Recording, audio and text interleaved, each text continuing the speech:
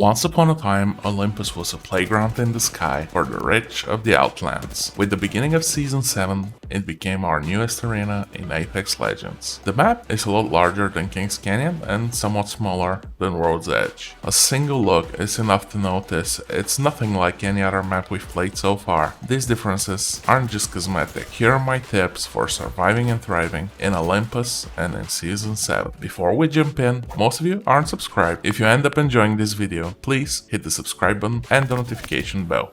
How is Olympus different? Olympus is a lot more vertical than either of the other maps. We're used to fighting in huge arenas. Kings Canyon and World's Edge are relatively flat, with most buildings having up to 3 floors and maybe 6 to 9 meters in height. There are a lot more zones with uneven elevation, like the fields and meadows around Hammond Labs and Estates. There are also a lot of places with extreme elevation like we've never seen. For example, the restaurant on top of Bonsai Plaza, the smoke structure with the waterfalls overlooking Hammond Labs, and the last floors of Growth Towers. The map has a very open feel, making it the most sniper-friendly map we've had so far. This aspect of the map makes high ground even more important than it was in the past. Understanding high ground and controlling it with your team will provide you with a sustained advantage and get you more wins. You can think of high ground as broadly falling into 2 categories: hard high ground and soft high ground. Hard high ground is defined by the fact that it is hard to reach and it blocks the line of sight for anyone looking at it from below. When you take control of hard high ground, you can see more of the surrounding area, you'll know where the enemy squads are grouping,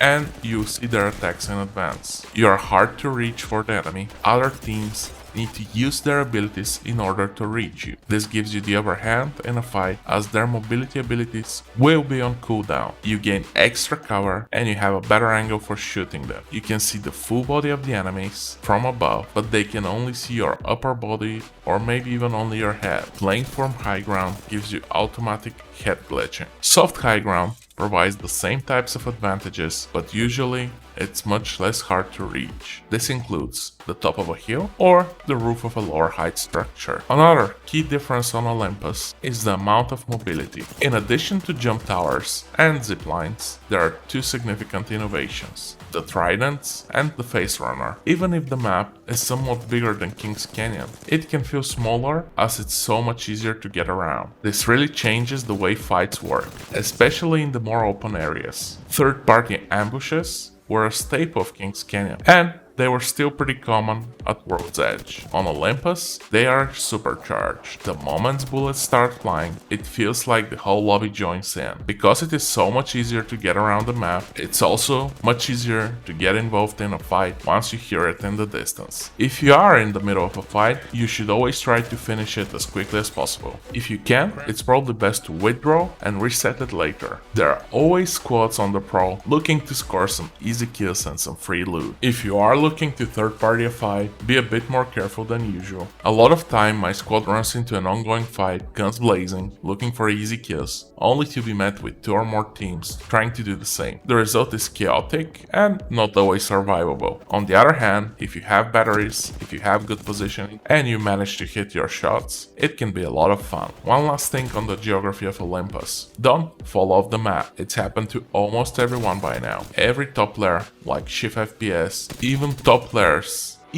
players fell off the map, like for example Shift FPS, as he shared in his stream recently. Considering Apex doesn't have any fall damage, most players are extremely trusting when it comes to jumping to a spot you don't see well or you don't see at all. For me, it happened in the middle of a fight. I was trying to heal after getting my head almost shot off. I was looking for some cover while I popped off a Phoenix kit. I jumped into a cranny, only to discover the cranny had no floor to speak of. You're especially at risk if you enjoy playing Octane, Pathfinder, Loba, or if you try out Horizon. I've seen a lot of players realize their faith is sealed while they were in the middle of the air. It's funny to watch, but I bet it's not so funny to experience. The hottest drop zones right now are Bonsai Plaza, Rift, and of course Oasis. If you're looking to get tons of action, definitely check them out. The loot's not too bad either. Maybe you want a quieter spot? that still offers some decent loot, try Carrier, Elysium, or the Growth Towers. Even if there are more points of interest on this map than there are squads dropping, I can't guarantee you drop uncontested too often. People are still getting to know the place and they jump all over. Apex has always been about being super aggressive and pushing right into the enemy. Like Ragtag says, let the nozzle touch skin and you will always get the win. Previous seasons have been mostly dominated by SMGs, shotguns, and the Wingman. They're great weapons for short to mid ranges, but on Olympus, they're often not enough to get the job done. There are a lot of situations where there is not an easy way to close the gap with an enemy squad, there are a lot of situations where there is not an easy way to close the gap with an enemy squad. Sometimes there might be a hole in the map between you. Sometimes they might have some sort of insurmountable high ground compared to you. This means that whoever has the more decent long-range weapons is more likely to get a knock and possibly get the win. Snipers, the G7, LMGs, and the assault rifles are a lot more relevant on Olympus than they were on the other maps. My favorite loadout right now is the R301 for long range with the Volt SMG for close quarter fights. The Hemlock is also extremely competitive. Pick an X3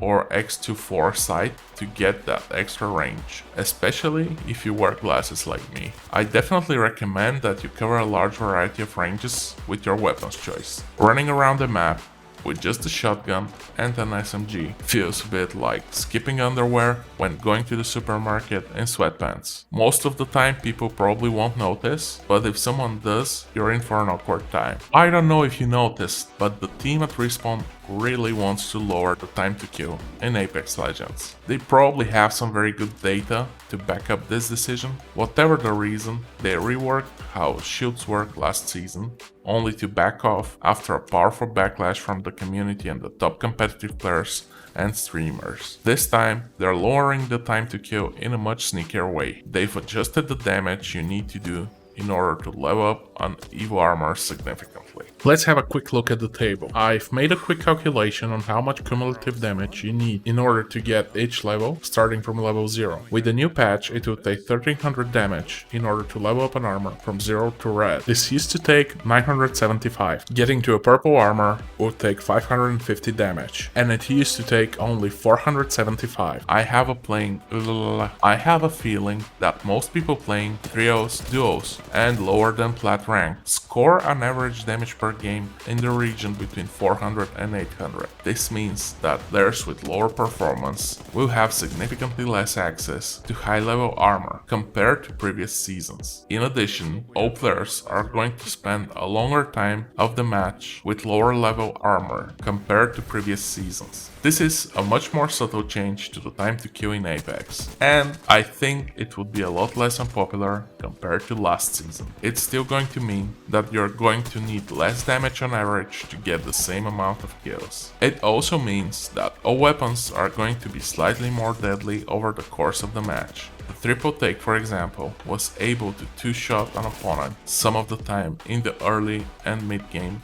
if they had white or blue armor. Well, now this is going to happen much later in the game as well. Check how your favorite weapons stack up against the blue shield. You'll be running into a lot more of them. On the receiving end, the ability to identify good cover and to shoot from corners is even more relevant now. New seasons are always an invitation to try out new things. Switching Legends is no exception. Olympus has a lot less good spots to set up as a defensive legend. There are a lot of choke points and death traps. However, they're so numerous that most of them are going to see very low traffic for most of the games. In addition, the tridents and the other transportation options make it much easier for a rotating squad to skip them if they don't feel like fighting. With all the changes in the Season 7 patch notes and the new map, this is a great opportunity to mix things up and try new legends as well. If you're like me and you main Costi, or for that fact Watson, definitely do. Pathfinder really shines on Olympus, especially with his new buff. I don't know if Horizon's overpowered, but she's definitely very competitive. I've really enjoyed playing Bloodhound and Bangalore as well. What I'm trying to say is that now is the perfect time to experiment. Thank you for watching this video, guys. I hope you enjoyed it. If you have any questions or suggestions, please leave them down below in the comments. I just wanted to give a quick shout out to everyone that left a comment on the last video. Thank you guys so much. I hope you stay around and I hope you enjoy leaving more comments. I really appreciate the feedback and you just give me the energy to keep going. Thank you one more time.